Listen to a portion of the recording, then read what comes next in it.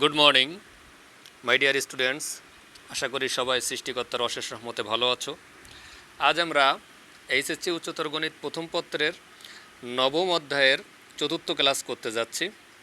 এর আগে আমরা নবম অধ্যায়ের তিনটা ক্লাস অলরেডি করেছি, যেগুলো ছিল হচ্ছে লিমিট সম্পর্কে। হ্যাঁ, লিমিট নিয়ে আমরা তিনটা ক্লাস করেছি। আজ আমরা নবম অধ্যায়ের 9.2 শুরু করব।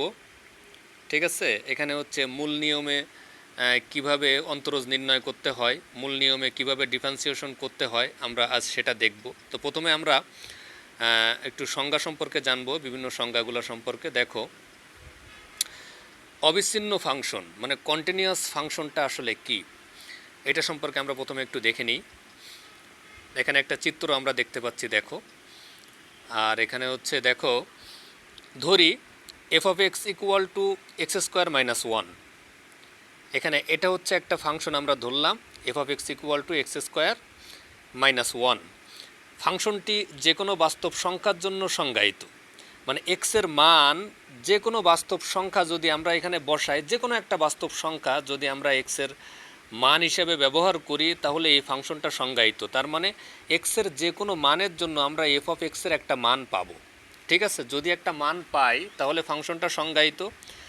আর এক্সের যে কোনো মানের জন্য যদি আমরা এফ অফ এক্সের কোনো একটি মান না পাই, তাহলে ফাংশনটা সংজ্ঞায়িত না। কিন্তু এখানে কি বলছে, ফাংশনটি যে কোনো বাস্তব সংখ্যার জন্য সংজ্ঞায়িত, অর্থাৎ এক্সের মান আমরা যে কোনো বাস্তব সংখ্যা বসাতে পারবো। ঠিক আছে, অর্থাৎ ডোমেন সকল বাস্তব সংখ্যার সেট।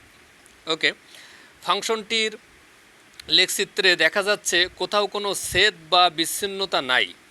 দেখো, এই জিনিসটা আমরা একটু খেয়াল করো। এখানে যে লেখচিত্র আমরা এরকম দেখতে পাচ্ছি, এখানে আসলে লেখচিত্রটা কিভাবে আঁকানো হয়েছে। এখানে যখনই আমরা এক্সের একটা ভ্যালু বসিয়েছি, তখন আমরা ওয়াইয়ের একটা ভ্যালু পাইছি। দ্যাট মিন্স ওয়াই মানে হচ্ছে এখানে Y equal to F of X. ঠিক আছে, ওয়াইয়ের একটা ভ্যালু পেয়েছি। তো আমরা যখন এক্সের মানটা আর একটু এই সাইডে বসাবো, তখন আমরা এখানে ওয়াইয়ের একটা ভ্যালু পাবো, অর্থাৎ এফ অফ এক্সের একটা ভ্যালু পাবো। এভাবে করে আমরা এক্সের যতগুলা মান এখানে বসাবো, ঠিক আছে, এখানে ঠিক সেভাবে এখানে ওয়াইয়ের মানগুলো আমরা পাবো। ওকে, বা অর্থাৎ এফ অফ এক্সের মানগুলা পাবো। এবং এই এফ অফ এক্সের মানগুলা এতটা কাছাকাছি আসবে যে কাছাকাছি আসতে আসতে এদের ভিতরে আর কোনো ফাঁকা থাকবে না, অর্থাৎ এটা অবিচ্ছিন্ন হয়ে যাবে। ঠিক আছে, এরকম একটা রেখা আমরা পাবো। ঠিক আছে, তো কি বলছে যে ফাংশনটির লেখচিত্রে দেখা যাচ্ছে কোথাও কোনো ছেদ বা বিচ্ছিন্নতা নাই, অর্থাৎ প্রতিটা বিন্দু একটা আর একটার সাথে লেগে আছে, দুইটা বিন্দুর মাঝখানে ফাঁকা স্থানটি নাই। ঠিক আছে, একটি ফাংশনের লেখচিত্রে কোনো ছেদ বা বিচ্ছিন্নতা না থাকলে ফাংশনটিকে অবিচ্ছিন্ন ফাংশন বলা হয়। তার মানে কি দেখলাম আমরা, এই যে লেখচিত্র আমরা যেটা দেখতে পাচ্ছি, এই লেখচিত্রের প্রত্যেকটা বিন্দু যদি কাছাকাছি থাকে এবং একটা বিন্দু এবং আর একটা বিন্দুর মাঝখানে যদি কোনো ফাঁকা স্থান না থাকে, তাহলে সেই ফাংশনটা কি হবে, অবিচ্ছিন্ন ফাংশন। ঠিক আছে, তো দেখো এরপরে আমরা দেখব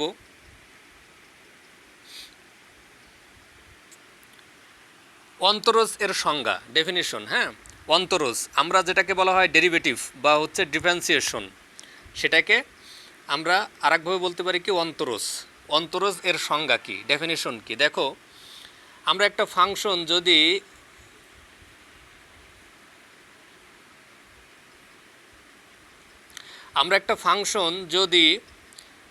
এফ অফ এক্স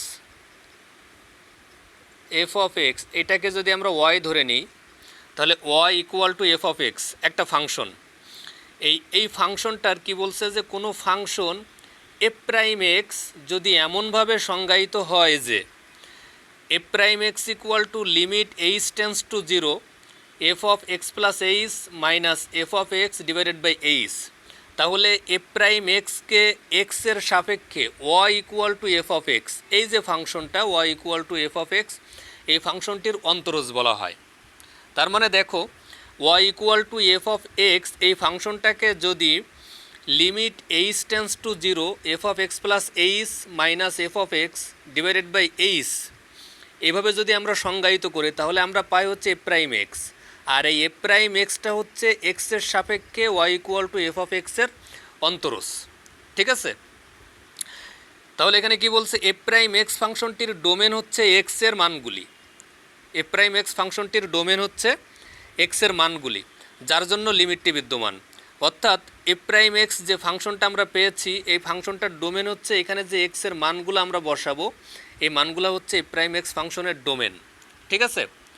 তো আমরা একটা জিনিস খেয়াল করব, সেটা হচ্ছে যে এখানে যে F prime X equal to, এখানে এই যে সূত্রটা আছে F prime X equal to limit H tends to zero F of X plus H minus F of X divided by H, এই যে সূত্রটা, এটা হচ্ছে প্রথমে কী ছিল, Y equal to F of X. F of X মানে আমরা কি জানি, এক্সের একটা ফাংশন, সেটা হতে পারে এক্স স্কোয়ার প্লাস ওয়ান বা X square plus two X plus three, এটা কিছু হতে পারে। ঠিক আছে?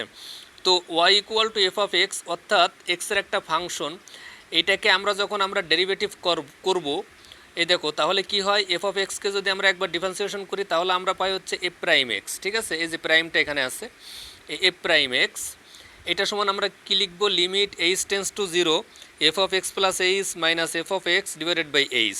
ওকে, সেটা আমরা দেখো একটু পরেই দেখছি। দেখো এখানে কি বলছে, এফ প্রাইম এক্সকে টিওয়াই বাই ডিএক্স, আমি এখানে দেখা যাচ্ছে না, একটু লিখি, এফ প্রাইম এক্স, এই যে এফ প্রাইম এক্স, এই এফ প্রাইম এক্সকে আমরা ডিওয়াই ডিভাইডেড বাই ডিএক্স আকারে লিখতে পারি। আবার আমরা এভাবে লিখতে পারি ডিডিএক্স এফ অফ এক্স, আমরা এভাবেও লিখতে পারি সেকেন্ড ব্র্যাকেট দিয়ে ডিডিএক্স এফ অফ এক্স। ঠিক আছে? অথবা আমরা এফ প্রাইম এক্সকে আমরা লিখতে পারি হচ্ছে ওয়াই প্রাইম, অথবা আমরা লিখতে পারি হচ্ছে ওয়াই ওয়ান। মনে থাকবে, এফ প্রাইম এক্সকে আমরা লিখতে পারি হচ্ছে ওয়াই প্রাইম, অথবা লিখতে পারি ওয়াই ওয়ান, অথবা লিখতে পারি ডিওয়াই বাই ডিএক্স, অথবা আমরা লিখতে পারি এফ অফ এক্সের differentiation DDX F of X. Okay, আচ্ছা, এরপরে দেখো এখানে কি বলছে, সুতরাং DY by DX equal to আমরা কি লিখতে পারি, লিমিট, এই যে এই অংশটা, limit H tends to zero F of X plus H minus F of X divided by H. এটা ইকুয়াল টু আমাদের ওই সাইডে কী ছিল, এফ প্রাইম এক্স। ঠিক আছে? তো আমরা এফ প্রাইম এক্সের পরিবর্তে আমরা কি লিখতে পারি, ডিওয়াই বাই ডিএক্স লিখতে পারি, অথবা ডিডিএক্স এফ অফ এক্স লিখতে পারি। ঠিক আছে? তাহলে আমরা কি জানি, আমরা জানি হচ্ছে যদি Y equal to F of X, অর্থাৎ এরকম একটা function X square plus two বা এক্স স্কোয়ার প্লাস সামথিং একটা ফাংশন থাকে, তাহলে এটাকে আমরা যখন ডিফারেন্সিয়েশন করব তখন আমরা পাবো হচ্ছে F prime X equal to আমরা কী লিখব, limit H tends to zero F of X plus H minus F of X divided by H.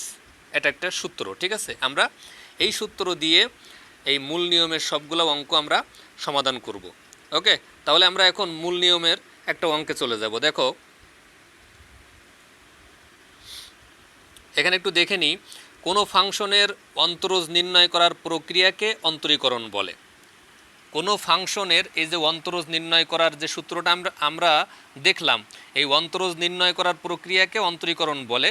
আর মূল নিয়মে কোনো ফাংশনের অন্তরজ নির্ণয় করার জন্য উপরের এই সূত্রটি ব্যবহার করা হয়, উপরের এই সংজ্ঞাটি ব্যবহার করা হয়, যেটা আমি তোমাদেরকে একটু আগেই দেখিয়েছি।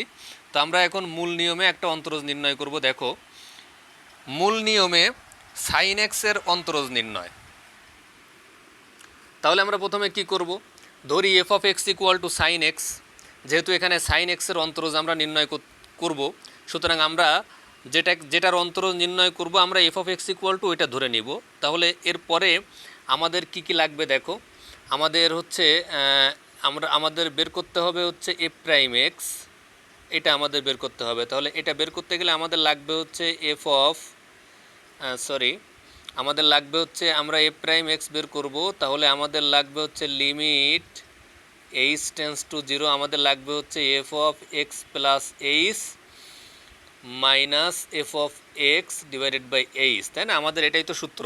তাহলে আমাদের এখানে F of X equal to sine X ধরে নিয়েছি, তাহলে আমাদের এফ অফ এক্স প্লাস এইচটা বের করতে হবে, বের করে আমরা এই সূত্রে বসিয়ে দেব। ঠিক আছে? তাহলে এখন খেয়াল করো, আমরা F of X plus H আমরা এটা বের করে নিব। শুধুমাত্র এই যে এক্সের জায়গায় এখানে একটু খেয়াল করো, এখানে যেমন এক্সের জায়গায় সাইন এক্স ছিল, এখানে এই যে এক্সের পরিবর্তে সাইনের পরে এক্সের পরিবর্তে এই যে এক্স প্লাস এইচ বসবে, যেহেতু এখানে এক্সের পরিবর্তে এক্স প্লাস এইচ আছে, তাই না? তাহলে এরপরে দেখো এখন ডিডিএক্স এফ অফ এক্স অর্থাৎ F prime X equal to আমরা কি জানি, limit H tends to zero F of X plus H minus F of X divided by H হতে, মানে এই সূত্রটা আমরা এখন ব্যবহার করব। তাহলে আমরা এই যে এফ অফ এক্স প্লাস এইচের মানটা বসাবো আর এফ অফ এক্সের মানটা বসাবো। তাহলে আমরা কি পাবো দেখো, এখন এই যে ডিডিএক্স সাইন এক্স, এই যে F of X equal to আমরা F of X equal to আমরা এই যে সাইন এক্স ধরেছি সেটা আমরা বসাইছি ডিডিএক্স সাইন এক্স। এখানে দেখো এফ অফ এক্স প্লাস এইচের মান আমরা সাইন এক্স প্লাস এইচ সেটা আমরা এখানে বসালাম। এখানে F of X equal to আমরা সাইন এক্স বসাইছি। বসানোর পরে এখন একটা জিনিস খেয়াল করো, এখন হচ্ছে আমাদের এই যে জিনিসটা এইটাকে আমাদের ভেঙে বিস্তৃত করতে হবে, এটাকে ভেঙে আমাদের সামনে আগাতে হবে, তাই না? তো এখানে দেখো আছে হচ্ছে, একটু খেয়াল করো, এখানে হচ্ছে sine X plus H minus sine X. এখানে দেখো একটা সূত্র করতে পারি আমরা জানি কি sine C minus sine D, একটা সূত্র আছে sine C minus sine D, ঠিক আছে? এই সূত্রটা কি? এই সূত্রটা হচ্ছে দেখো two cos C plus D by two, এই সূত্রটা হচ্ছে two cos C plus D divided by two sine C minus D divided by two, একটা সূত্র sign C minus sine D equal to two cos C plus D divided by two sine C minus D divided by two. আমরা এখন এই সূত্রটার প্রয়োগটা দেখব। দেখো এখানে এই যে অংশটা, এটা হচ্ছে sine C minus sine D সূত্র করে আমরা two cos C plus D by two, অর্থাৎ এটা হচ্ছে সি, এটা হচ্ছে ডি, ঠিক আছে? তাহলে C plus D divided by two sine C minus D divided by two, এটা হচ্ছে সি, এটা হচ্ছে ডি, তাহলে C minus D divided by two. Okay, তাহলে দেখো এরপরে আমরা কি করতে পারি, আমরা জাস্ট সূত্র এই অংশটুকু আমরা সূত্রের মাধ্যমে ভেঙেছি, তাই না? তো এরপরে দেখো, এরপরে আমরা কি পেয়েছি দেখো, limit H tends to zero, ওই যে টু কস এখানে ছিল হচ্ছে কি X plus H plus X divided by two, তাহলে এই এক্স প্লাস এক্স এটার থেকে আমরা কি পেয়েছি টয়েস এক্স, এটা থেকে আমরা পেয়েছি হচ্ছে twice X plus H divided by two, আর এখানে আছে সাইন এইচ বাই টু, ওই যে এক্স মাইনাস এক্স। আমরা একটু যদি ব্যাগে যাই তাহলে তোমাদের সুবিধা হবে দেখতে। দেখো এখানে হচ্ছে কি ছিল, এখানে যে X plus X twice X, তাহলে twice X plus H divided by two, আর এখানে হচ্ছে এক্স মাইনাস এক্স, এই দুইটা কেটে যায়, তাহলে থাকে হচ্ছে সাইন এইচ বাই টু, তাই না? তাহলে আমরা জাস্ট ওটাই দেখো, এখানে এই যে two cos twice X plus H divided by two sine H divided by two, আর নিচে আমাদের যে এইচটা ছিল, নিচে কিন্তু আমাদের জাস্ট শুধুমাত্র একটা এইচ ছিল, একটা শুধু এইচ ছিল। আমরা কি করছি, সেই এইচটাকে দুই দ্বারা ভাগ করছি আর এখানে দুই গুণ করছি, ঠিক আছে? কেন করলাম দেখো, কারণ করছি এই কারণে, এটা পরের লাইনে আমি বলছি, এটাকে জাস্ট এইচটাকে দুই দিয়ে ভাগ করছি, এখানে এই জন্য দুই গুণ করছি। এখন কিন্তু আমরা এই যে দুই গুণ করছি আর এই দুই আমরা কেটে দিতে পারি, তাই না? তাহলে দেখো এই পরের লাইন দেখলেই বুঝতে পারবে।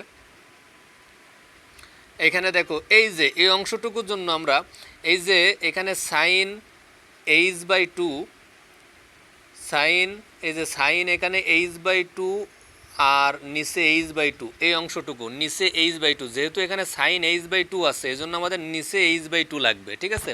এই জন্য আমরা এইচ বাই টু করার জন্য এই টু দ্বারা ভাগ করেছি আর এই টু দ্বারা গুণ করছি। ওকে, তাহলে এখন দেখো এখানে আমাদের যে টু ছিল, এই টু, এই যে টু ছিল এই টু, আর এখানকার এই টু, এই দুই টু কেটে যায়, তাহলে আমাদের থাকে হচ্ছে সাইন এইচ বাই টু আর নিচে এইচ বাই টু, এই দুইটা আমরা আলাদা করছি, সাইন এইচ বাই টু আর নিচে হচ্ছে এইচ বাই টু, ঠিক আছে? আর এখানে উপরে আমার আছে শুধুমাত্র কস, উপরে আমাদের ছিল হচ্ছে কস, দেখো কস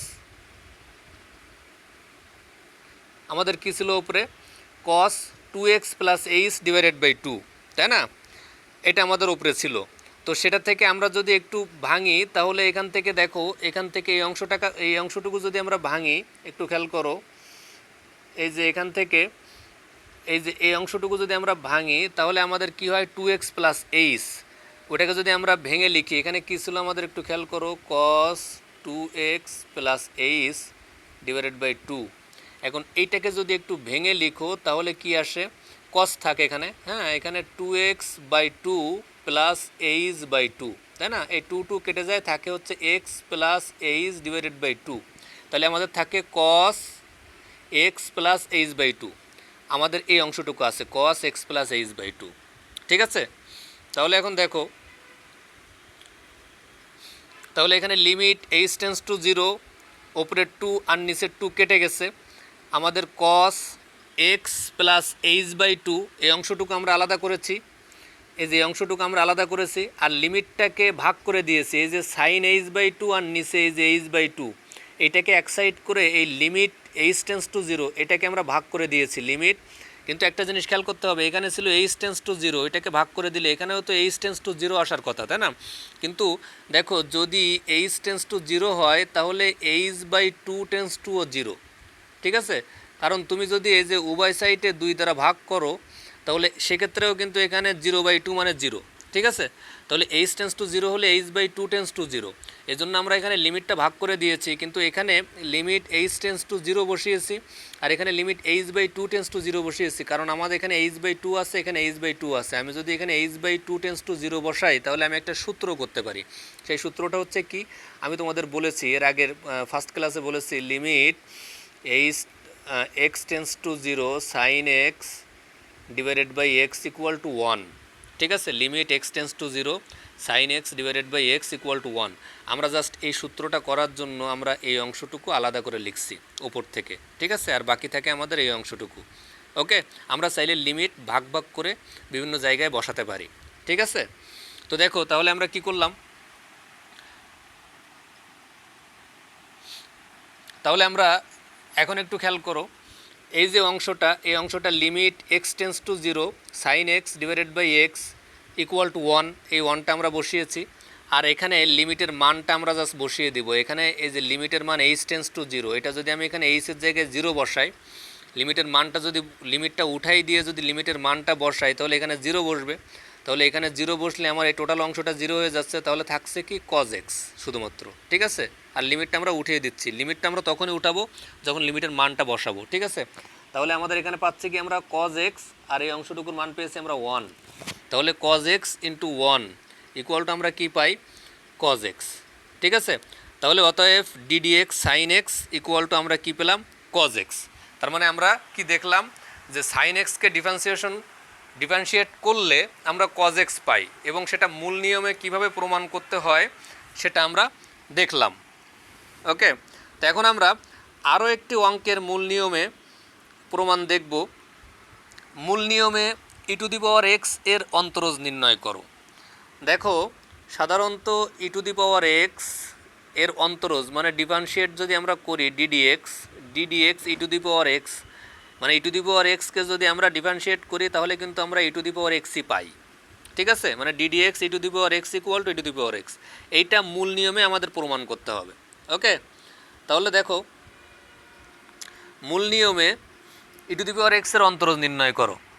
এখন ধরি f(x) ইকুয়াল টু e⁻x, যেহেতু যেটার আমরা অন্তরজ নির্ণয় করব সেটা আমি বলেছি যে f(x) ইকুয়াল টু এটা ধরে নিব। এখন f(x প্লাস h) আমরা বের করব, তাহলে f(x plus h) equal to এই e⁻x এর জায়গায় আমরা x প্লাস h বসাবো। এখানে হচ্ছে x এর জায়গায় e⁻x, তাহলে এখানে x এর পরিবর্তে x প্লাস h আছে, এই জন্য এখানে x এর পরিবর্তে x প্লাস h বসবে, তাহলে e⁻x প্লাস h। এখন এটাকে আমরা ভেঙে লিখছি e⁻x ইন্টু e⁻h, কারণ পাওয়ারে যদি প্লাস আকারে থাকে তাহলে আমরা ভেঙে লিখতে পারি, তাই না? কারণ আমরা কি জানি e⁻m into e⁻n equal to e⁻m plus n, এটা আমরা জানি, তাই না? তাহলে আমরা এটাকে ভেঙে আমরা এভাবে লিখতে পারি e⁻m ইন্টু e⁻n। ওকে, তাহলে আমরা এখানে কি লিখলাম e⁻x ইন্টু e⁻h। এখন আমরা ওই সেই সূত্রে চলে যাব, তাহলে ddx f(x) equal to limit h tends to 0 f(x plus h minus f(x divided by h) হতে আমরা পাই, দেখো এখন হচ্ছে ddx f(x) এর জায়গায় আমরা e⁻x, মানে আমরা এই যে e⁻x-টার ডিফারেন্সিয়েট করছি, আমরা e⁻x এর ডিফারেন্সিয়েট করছি, ddx e⁻x ইকুয়াল টু আমরা f(x প্লাস h) এর পরিবর্তে মান বসাইছি e⁻x ইন্টু e⁻h, এই যে, আর f(x ইকুয়াল টু e⁻x ধরে নিয়েছি, সেটা আমরা বসালাম আর নিচে h। ওকে, এরপরে দেখো এখান থেকে আমরা ই টু দি পাওয়ার এক্স এই অংশটুকু কমন নিব, E to the power X এটা কমন নিব, ঠিক আছে। তাহলে আমরা কি পাই, আমরা যদি E to the power X common নিই তাহলে আমরা পাই হচ্ছে E to the power H minus one. Okay, এখন আমরা একটা জিনিস একটু খেয়াল করব, আমরা জানি যে ই টু দি পাওয়ার এক্সের একটা বিস্তৃতি আছে, ই টু দি পাওয়ার এক্সের একটা বিস্তৃতি আছে। বিস্তৃতিটা হচ্ছে কি, সেটা হচ্ছে যে দেখো X divided by factorial one plus X square divided by factorial two plus X cube divided by factorial three plus dot dot dot, তাই না। তো এই বিস্তৃতিটা আমরা এখন এখানে বসাবো, এই just E to the power H এর বিস্তৃতিটা আমরা বসাবো, ঠিক আছে। আচ্ছা, বিস্তৃতির সূত্রের শুরুতে ওয়ান ছিল, ওকে, আমরা একটু মনে রাখবো ই টু দি পাওয়ার এক্সের বিস্তৃতি হচ্ছে one plus X divided by factorial one plus X square by factorial two plus X cube divided by factorial three plus dot dot dot infinity পর্যন্ত, এই যে বিস্তৃতি এটা জাস্ট ই টু দি পাওয়ার এক্সের বিস্তৃতি। ওকে, আর বাকি সব আমাদের ঠিক থাকবে। তাহলে দেখো limit H tends to zero, limit H tends to zero, এই যে ই টু দি পাওয়ার এক্স যেটা ছিল সেটা আমরা এখানে বসাইছি, আমরা ই টু দি পাওয়ার এইচটার বিস্তৃতি করছি one plus H by factorial one plus H square factorial two plus H cube divided by factorial three plus dot dot dot, আর এই মাইনাস ওয়ান, এই যে মাইনাস ওয়ান। ওকে, এখন একটা জিনিস খেয়াল করো, এই যে প্লাস ওয়ান আর এই মাইনাস ওয়ান কিন্তু কেটে যায়, আমাদের থাকে হচ্ছে শুধুমাত্র এইচ প্লাস, এই যে শুধু এখানে ফ্যাক্টরিয়াল ওয়ান মানে ওয়ান, তাহলে H plus H square by factorial two থাকে, এই plus H cube divided factorial three থেকে প্লাস ডট ডট ডট, এদিকে মাইনাস ওয়ান কিন্তু থাকে না, কারণ এই প্লাস ওয়ান আর এই মাইনাস ওয়ান কিন্তু কেটে যায়, ঠিক আছে। আর নিচে আমাদের এইচটা থাকবে। তাহলে দেখো পরের অংশে limit H tends to zero আমাদের কি আছে, ই টু দি পাওয়ার এক্স, আর হচ্ছে এখানে এই যে প্রথমে যে ওয়ান ছিল আর লাস্টে মাইনাস ওয়ান কাটাকাটি হয়ে গেছে, তাহলে এখানে শুধু এইচ আছে plus H square by factorial two আছে plus H cube divided by factorial three আছে প্লাস এইচের উচ্চ ঘাত সম্বলিত পদসমূহ, এটা লিখতে পারো, অথবা প্লাস ডট ডট ডট দিতে পারো ইচ্ছা, হ্যাঁ। এইচের উচ্চ ঘাত সম্বলিত পদসমূহ লিখলেও হয়, আর অথবা প্লাস ডট ডট ডট দিলেও হবে, কোনো সমস্যা নাই। এখন তোমরা একটা জিনিস খেয়াল করবা, সেটা হচ্ছে যে উপরের এই অংশ থেকে আমরা যদি এইচটাকে কমন নিই, প্রত্যেকটা পদ থেকে যদি আমরা উপরের প্রত্যেকটা পদ থেকে যদি আমরা এইচ কমন নিই, তাহলে এখানে থাকে হচ্ছে ওয়ান, এখানে ওয়ান থাকে, এখানে থাকে H divided by factorial two, এখানে থাকে হচ্ছে এইচ স্কোয়ার, এখানে কি থাকে H square, H square divided by factorial three plus এইচের উচ্চঘাত সংবলিত। এখান থেকে যদি এইচটাকে আমি কমন নিই উপরের অংশ থেকে, তাহলে থাকবে one plus H divided by factorial two plus H square divided by factorial three plus dot dot dot, অর্থাৎ এইচের উচ্চতর ঘাত সম্বলিত পদসমূহ। আমি এখান থেকে এইচটাকে কমন নিব কেন, এইচটাকে কমন নিব কারণ নিচের এইচটা আমি কেটে দিতে পারি, ওখান উপর থেকে যদি আমরা একটা এইচ কমন নিই তাহলে এই এইচ আর এর নিচের এইচটা আমরা কেটে দিতে পারি। ওকে, তো ঠিক সেই কাজটা আমরা করব। দেখো উপর থেকে একটা এইচ কমন নিব, তাহলে এই এইচ কমন নিয়ে আমরা কিন্তু ওই নিচের এইচটা আর উপরে যে এইচটা আমরা কমন নিয়েছি ওইটা আমরা কেটে দিয়েছি।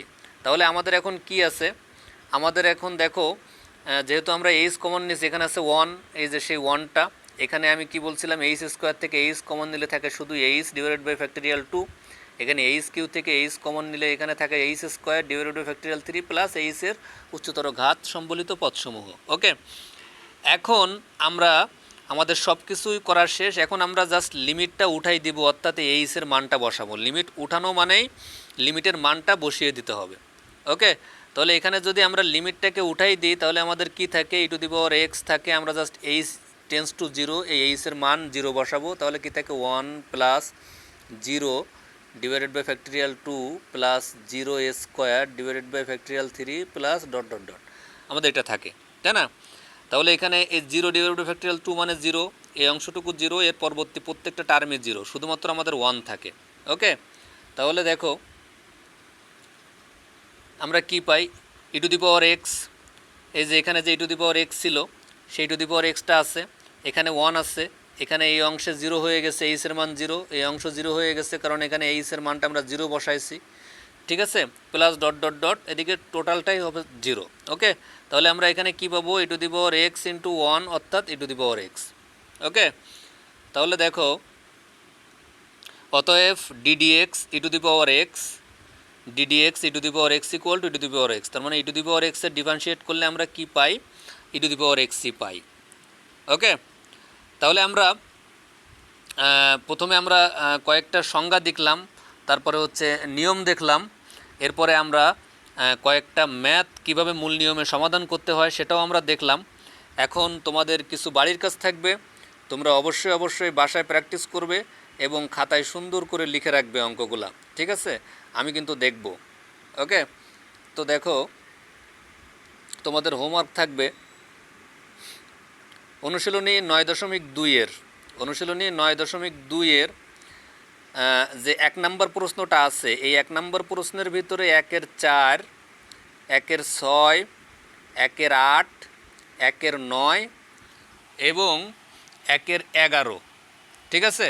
তাহলে এই যে 1 নম্বর প্রশ্নে 4, 6, 8, 9 এবং 11 এই অঙ্কগুলা মূল নিয়মে তোমরা সুন্দর করে সমাধান করে খাতায় লিখে রাখবে এবং আমি যে অঙ্কগুলো করাইছি এই অঙ্কগুলো সহ লিখে রাখবে। ওকে, আমি কিন্তু তোমাদের খাতা, প্রত্যেকের খাতা কিন্তু আমি দেখব।